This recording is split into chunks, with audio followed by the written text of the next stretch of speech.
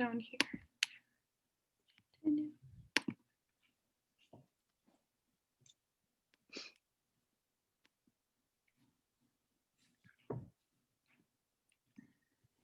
All right, should we just start by like sharing? Yeah, I'm trying to figure out what the challenge of the text means. I wish this website would adjust with shrinking the page down. Mm-hmm. Make my life easier. Okay, I'm ready whenever you guys are. Yeah, because we have to share it first anyway, and then we can worry about figuring Yeah, out well, the yeah, rest. okay, yeah, we can share it, and yeah, cool. Yeah, that works. Okay. Who would like to go first? I could go. Okay. Right.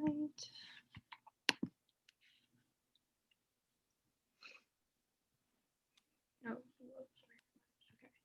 So yeah, this is my chart. I read Paper Wishes and this book called Imprisoned, and it was all about the Japanese, like after World War II, like what they had to go through with the camps. Let me look at what I'm saying. So I don't know, like I just learned because I like obviously you I feel like a lot of people know about what Jewish people had to go through during the Holocaust, but I feel like the Japanese like were kind of underrepresented. So I personally like didn't know a lot about it. So it was really interesting to hear about and read about. But like we did in the project in class, something to make a connection, I connected this to like what immigrant children had to go through being separated from their parents and put into basically camps too. So that's like just kind of scary to think that this is still something that's happening in our world today. And then, so Paper Wishes was basically just about like a little girl's perspective of like being like going to one of these camps. So she had to like get up and leave her whole life and then just move into these barracks. And you kind of get like, you get like an outside perspective because she's really like not in the know about like a lot of the harder topics. Like she kind of just sees like the light in everything and doesn't realize how serious this is and like why she was put here. And then basically she goes, like they start a school there, she goes to school, but the whole time she's at this camp, she's mute. And so you just like hear her internal thoughts, and her family is with her. Her brother starts working at the school, but then like stands up for some students, which gets him in trouble, and then he gets sent back to America. And then here I'll go to my chart now. So the main character was Minami, and I know Taylor, you had the same book as me too. So something that happened was her family was evacuated and moved to a camp, and I said this was very traumatic for her. And then Minami tries to sneak her dog with them, but is caught and has to abandon her dog Yujin. And I think I inferred that this kind of caused separation anxiety for her and was the reason that she was mute at the camp. And then she starts going to school, and like I said, that this helps her explore her comfort zone. And then Miss Rosalie, every day after class, like gives her a piece of paper to draw on. And then like Minami starts drawing pictures for her teacher, so that kind of helps her. And then she's given a new dog at the end of the book because she's finally like, they just need her to have like I don't know, it's kind of gives her a purpose. So she starts caring for this dog. And then like her brother, or like I said, her brother moves into the camp, starts working at the school, and then gets in trouble and sent back. And then I said that this disrupts the family dynamic, causing more trauma to Minami. And then lastly, Minami and her family are eventually released from the camp, and then this provides the family with a better future.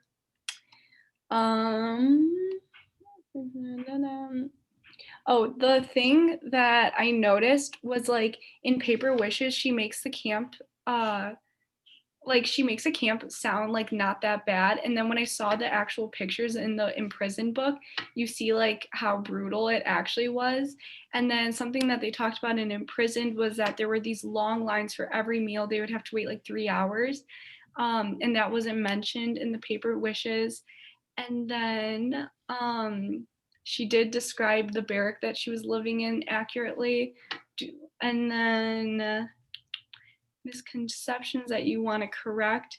I just said like the perspective of Paper Wishes, that it's written from a child, gives you a totally different perspective on like the camps in general, because yeah, like I said, she like makes it more lighthearted.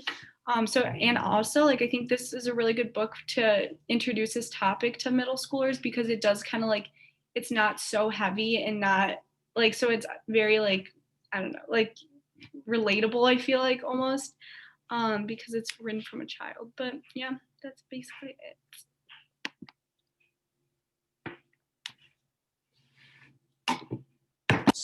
So do you think that because it was through the viewpoint of a child, that like that's the reason alone that it was a little bit watered down and a little bit easier in terms of like the more intense stuff?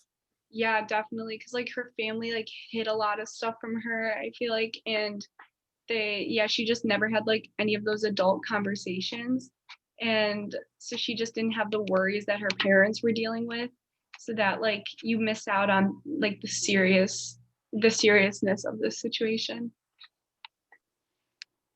Yeah, because like I read that book too, and I think that it was interesting that I felt like she was more worried about like the dog than being like taken from her home. Yeah. Like that's kind of, everyone talks about like, oh, like how horrible it is to like be ripped from your home. But I think that it was really interesting that she didn't even talk about that. She wasn't even like sad about it. It was like the dog. But I don't know if that was Mhm. more of like a representation for her being like out of her home. But Yeah.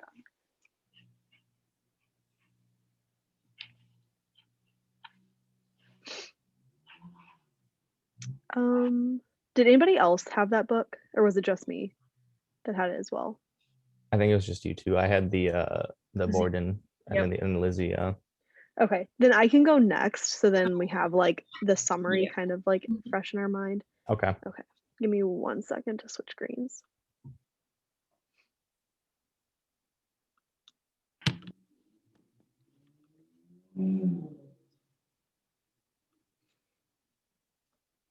Okay, so, all right. So basically, you guys kind of got the background. Basically, with Paper Wishes and Imprisoned.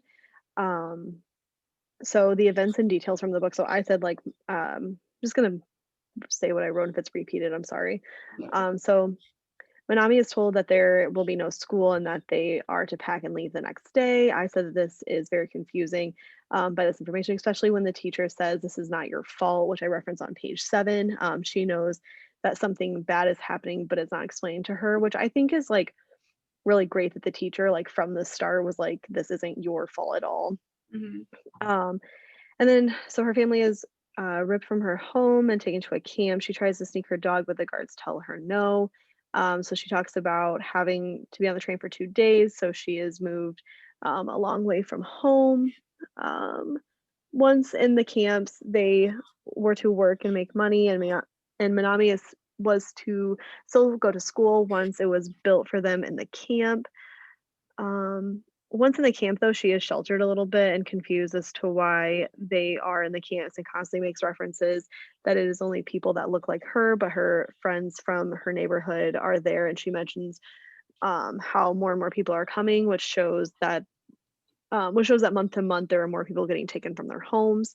Her brother comes to the camp after hearing that her family was in prison. Her brother was going to school in Indiana, but he joined them at the camp when he heard what was going on with his family. So he came to the camp to help teach the kids. A reference to if they were in school, it was fine, or if they join the army, they will be fine and not have to be in the camps, which I thought was really interesting. That like you could be Japanese American and still be in the army, and that's how you would escape the camps. But anyway, let's see. So there's conversation about spies, and then riots started in the camps. When the talk of spies came up, and up, you can tell that no one wanted to be associated with that. and were scared to be accused of such a crime. When hearing about the rioting, you can't help but feel understanding. If I was taken from my home and profiled that way, then I would have acted the same way. Um, Manami remained mute while at the camp because she was sad that she was separated from her dog, and in the end, she found her voice.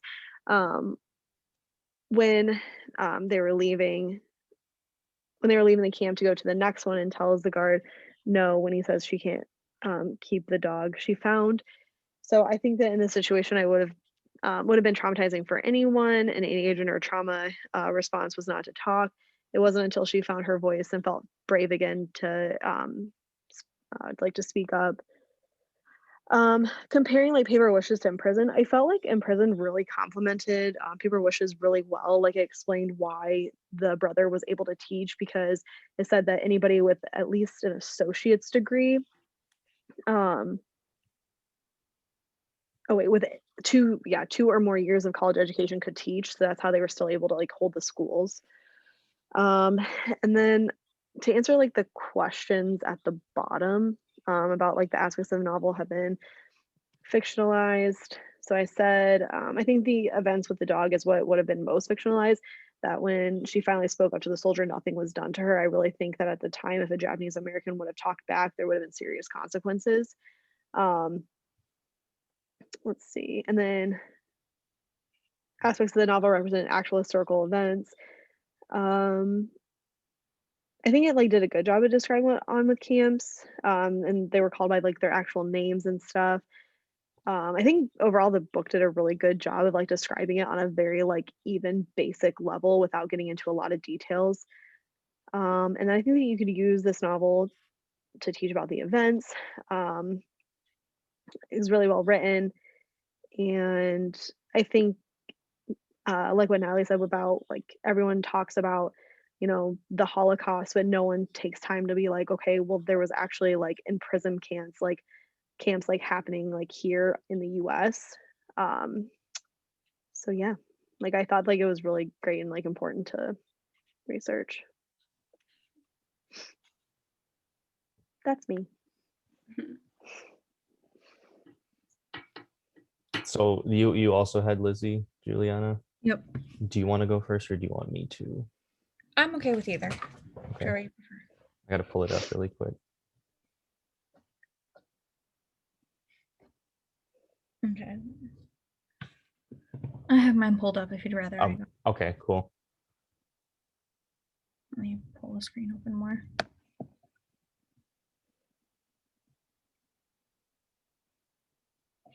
Okay. So mine was pretty big. There was a lot going on. Oh no, oh no, oh no, oh no. Things started going wrong. Sorry, give me one sec. There we go. Okay, so mine was here's the events and details, and some of the quotes were that like she consumed, like she thought that her stepmother hated her based on the way she treated her and the way she was trying to get her father to get her to leave. She was like instant love with Bridget. She was just like, as she said here, my heart feels like it's free, falling through my chest, making me feel lighter, freer. And it was like a love at first sight thing, which kind of she struggled with her sexuality in the novel as well. So when Bridget arrived, it made it worse for her, which kind of worsened her mental health.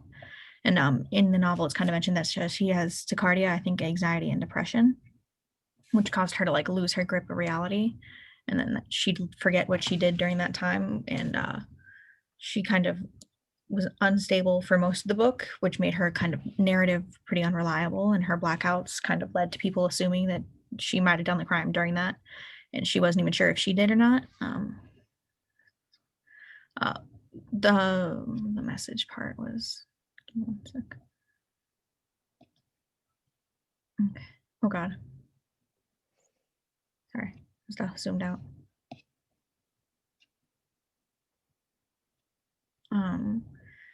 The novel kind of portrayed her as a 17-year-old girl instead of like the 30-something-year-old woman she actually was. And the time difference also made it pretty different.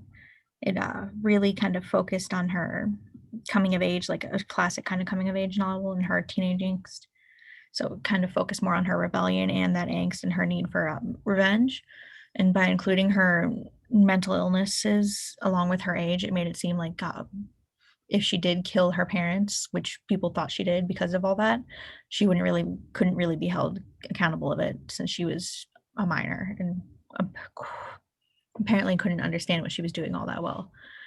Which was kind of unlike the real case where it was decided that Lizzie actually didn't kill them just because the only evidence they had was that they had different breakfast.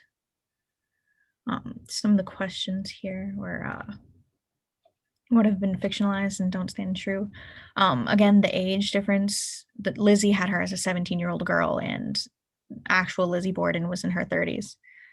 The novel focused more on her mental stability and not as much as on the murders themselves. The factual one kind of included more facts about the actual case, dates, the evidence that they had against her, while Lizzie kind of didn't really provide that same amount of evidence and didn't really talk about what happened all that much. It was more focused on Lizzie and Lizzie's issues. The actually fairly factual stuff was the characters used, the people involved. So the maid, Lizzie, and several other people that were involved with the actual murders were used in Lizzie, which kind of stayed true to that original content. There was also just the murder with an axe, which is also pretty basic. I didn't think it really was all too representative of the actual historical events just because it focused more on Lizzie and Lizzie's complications. I guess some of the things you could use to teach about the events was like the mutability of truth. Like Lizzie, the novel Lizzie, kind of portrayed it very differently than what actually happened, just because of the differences in character and time period. It had like the basics of the crimes. It just missed the context and kind of led people into believing that it was her. When the other novel kind of showed that nobody was really sure, but people did kind of think it was her. So I think what you need to correct was that belief, and then also kind of correct the idea they pushed that mental illness is what led to the Bordens being murdered.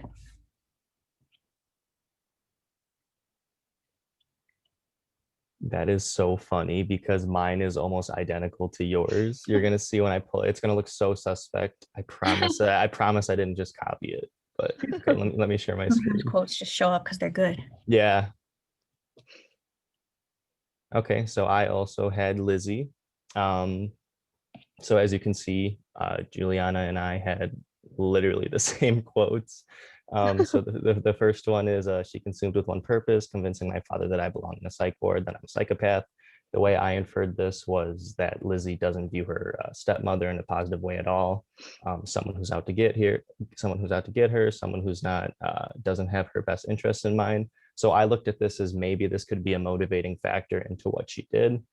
The next one was when they got the new maid. Again, I used the exact same quote. I inferred that Lizzie had really, really strong feelings for Bridget. And then as far as maybe even like love at first sight kind of thing. The very first quote, the very first words in the book are "I'm dying." So reading that, it was just like, it just prompted like a bunch of like who, what, where, why questions. So I mean, all this pretty much got covered. Again, the biggest difference between Lizzie and the Borden murders is the time place. Lizzie is a more modern day spin on it. The Borden murders were committed in 1892, I believe. And yeah, like Juliana said, Lizzie focuses more on, you know, like the character, the more emotional side, whereas the Borden murders is just like the straight facts, and that's all there is to it. A good thing they do though is they do use all the same characters, the same names and everything. So although it's like taking place in a different time period and like in a different world almost, it's still really like historically accurate. And as far as like using something like this to teach, I really, really actually like the idea of retelling old stories in a more modern way. I think it relates to readers better. I think that you can make connections easier.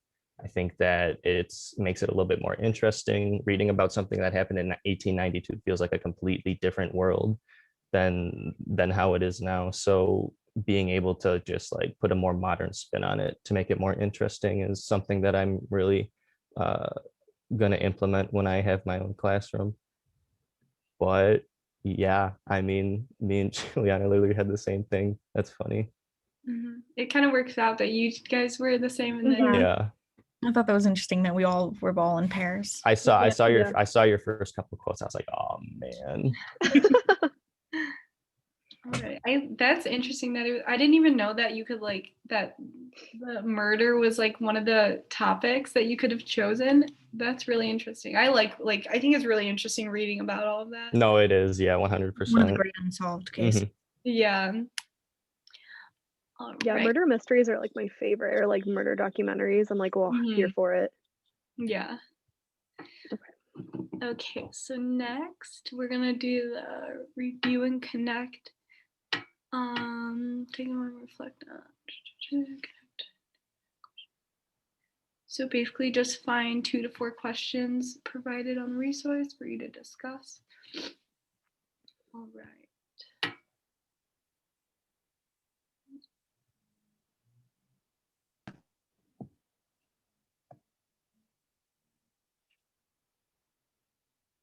Okay, so we literally just have to choose 2 to 4 questions from here.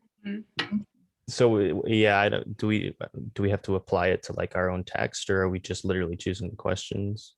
And it says connect with 2 to 4 to discuss, and then respond on their own text. I guess so it does connect to the text. Okay.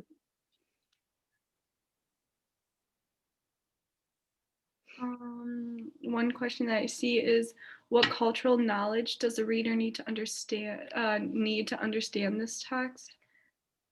Personally, with ours, it was all about World War II. So I think like it's important to understand like why people were prejudiced against some like nationalities or races. Yeah, so because like the whole like I don't know, if you don't know that like Japanese people were people were prejudiced towards them, like you would be really confused as to like why they're getting sent away to these camps, because like it all happened because of Pearl Harbor.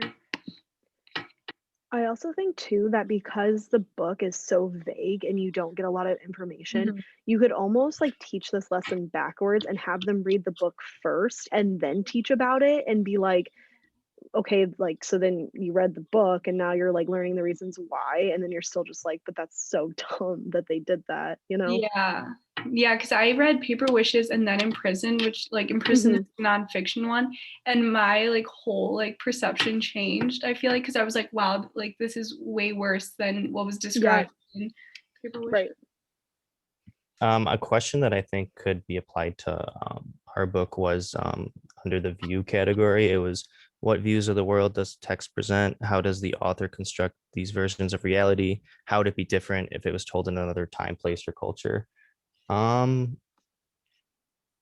So I think that because it's told through the lenses of someone who is mentally ill, like Lizzie, that kind of alters the setting, I guess, because you're looking at things through a different set of eyes, through a different brain. Yeah, because by the end, she wasn't even sure if she'd been the one that killed him or not. Yeah.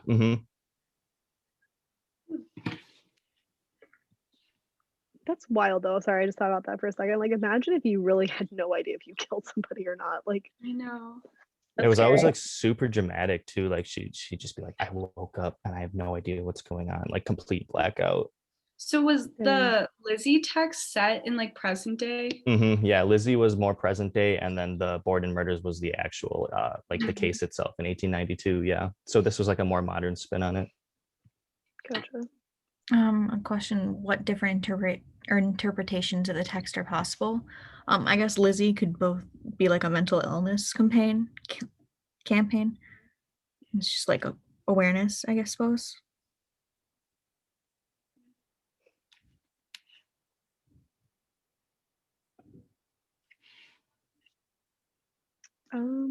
Sorry, I'm still like looking through the questions.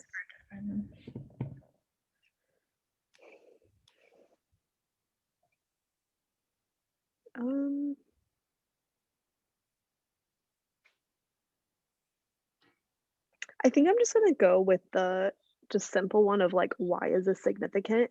And I think I'm just gonna say it's significant for the United States because I guarantee if you got like a random group together and you asked if this happened on the United States, they'd probably say no. Like, I feel like it's just not talked about enough. Yeah. That I think that um you could definitely argue that like some people wouldn't know that it happened here. They wouldn't think that it happened in like the way that it did. They'd be like, well, no, that was over, in Germany with like that was more like Jewish. Like, no, at the same time, it was still like the Japanese Americans. So Yeah, I it's think, almost like hidden. So, yeah. So I think it's like significant because it's still a part of history, but it's not talked about because history books don't want to make America look bad. So do you think that going through like a fiction approach, like making more of a story out of it, is a better way to like kind of, I don't know, like introduce these like super controversial topics or Yeah, stuff that might be offensive? Yeah. Yeah, I could see it because they're reading about it and then forming their own opinion and then learning about it more. hmm Yeah, I think like Paper Wishes is definitely like an introductory text because it is so like vague almost. That like yeah, Taylor, like you like you said, like almost like start the lesson after they've read that book. Mhm. I think that would be probably most beneficial.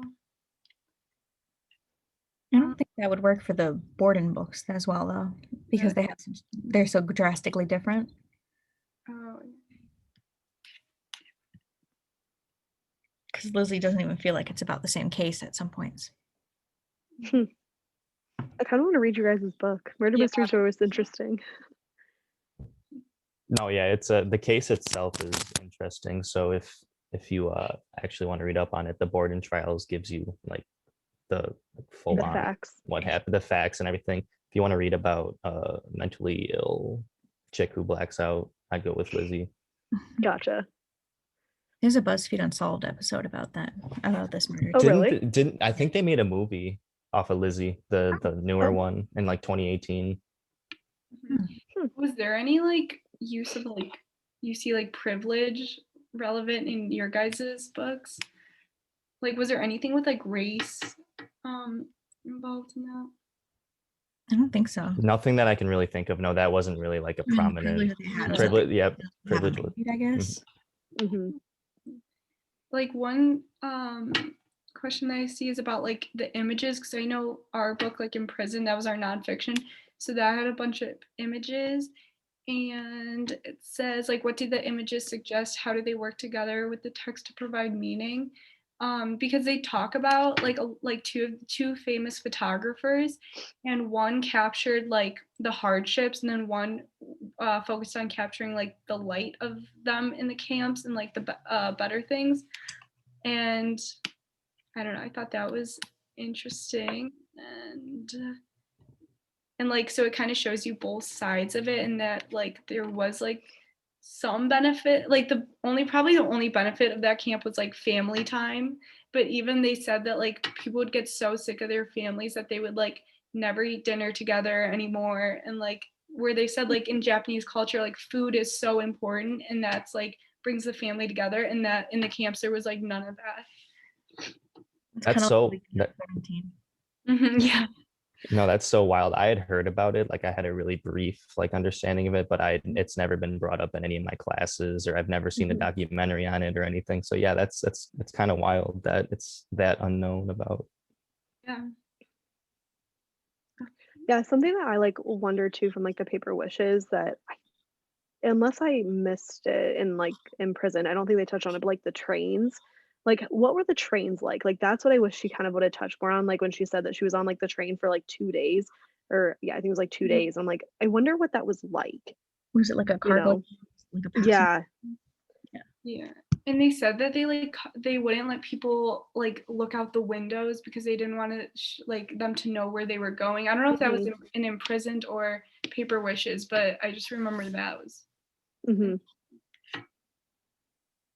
All right. Should we move on to the second part and then we have to like look at those 6 questions? Yeah, I think we're good. So whose voice is omitted in your guys' text? I would say in ours, like the main character, Manani, hers like actually literally she goes mute. Mute. Yeah. So definitely her voice is never heard.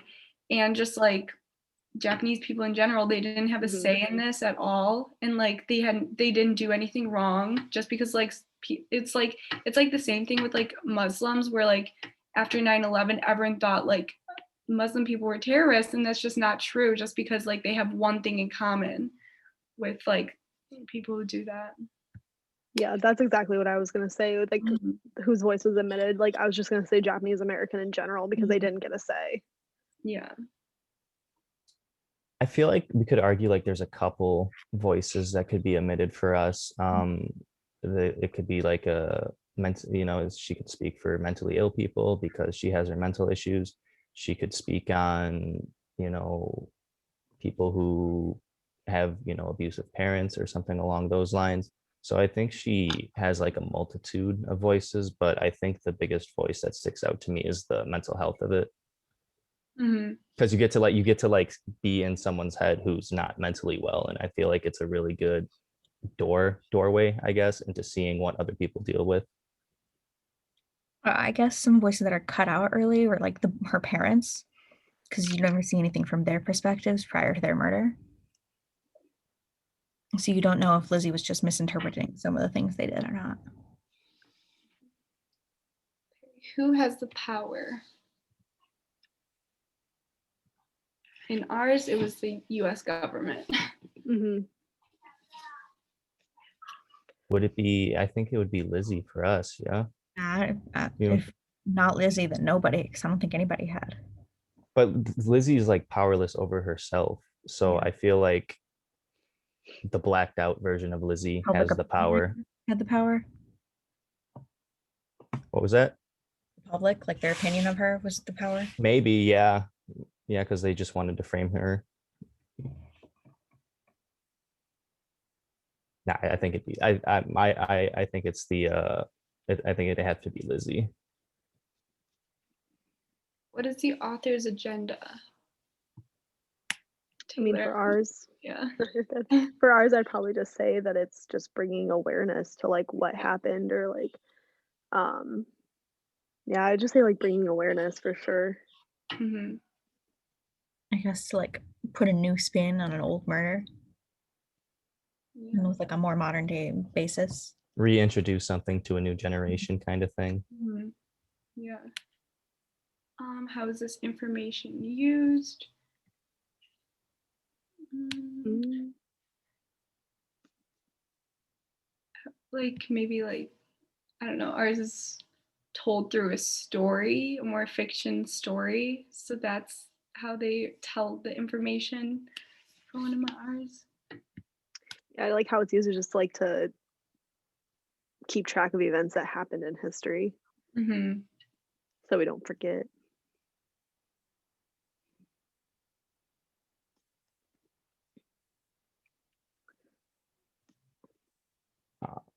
I think it's just used since it's told through Lizzie's perspective. It's used to make assumptions about the other characters involved in her life.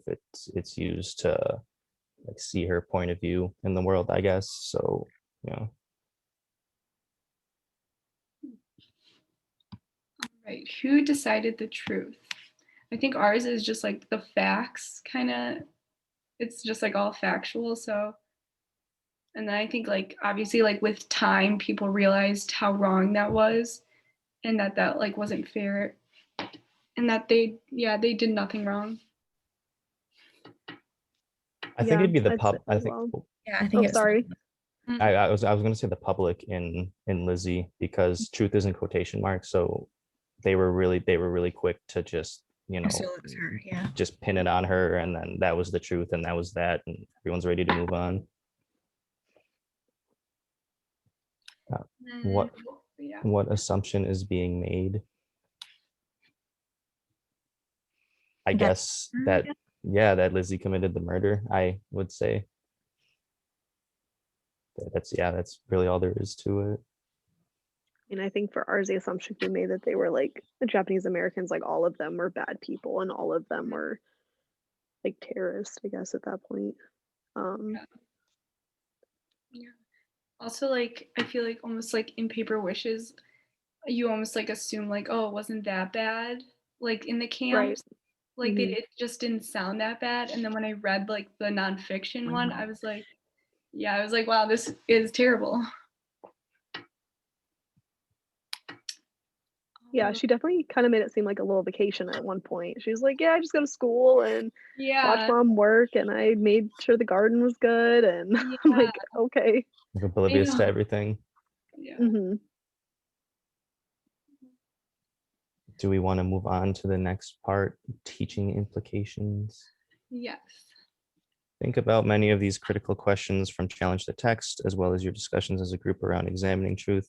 What are things that teachers need to consider when working with historical fiction and nonfiction texts? How might these ideas influence your practice in the future? Something that I thought about was like, which do you think like you should introduce first, like a nonfiction text or like a fiction text to students? It kind of depends on the content material because yours is best worked fiction than nonfiction, but I'm not sure Yeah. about ours if it was like that.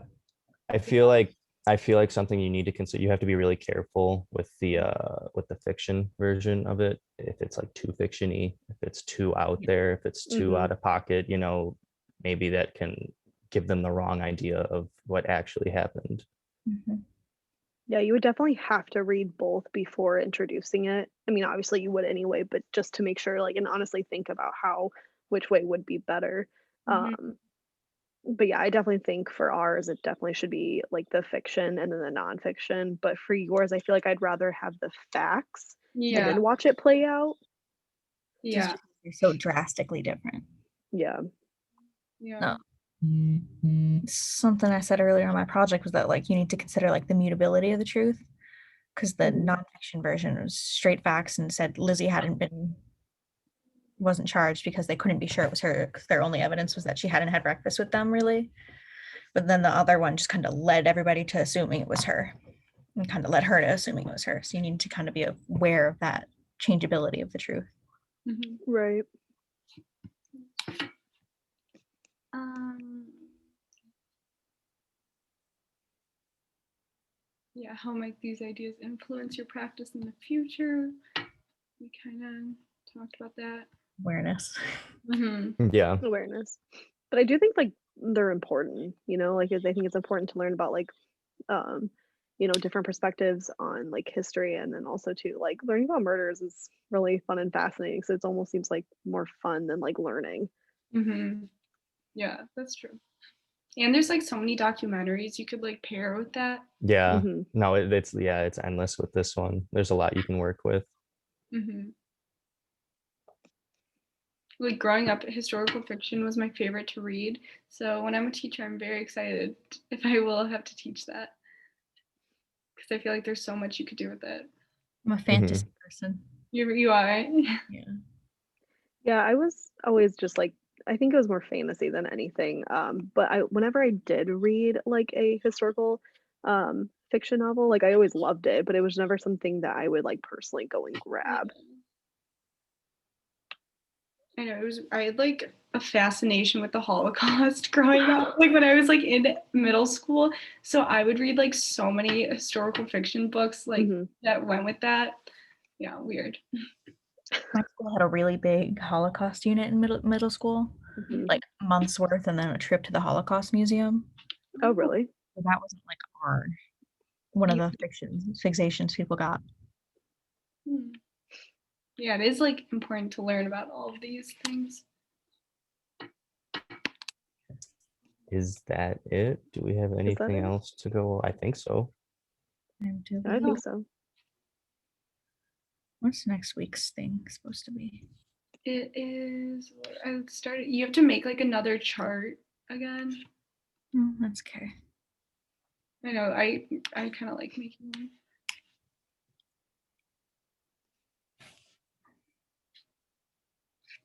Yeah, I like the charts for sure. You can make them so pretty. Yeah. The artwork on all of these is beautiful. Oh yeah, this one will be easy. Okay, cool. Yes. Well, I'll see everyone Wednesday. Mhm. Nope. No, wait. we don't. We don't have Yeah. any class this Wednesday. Yeah, no class Wednesday. Yay!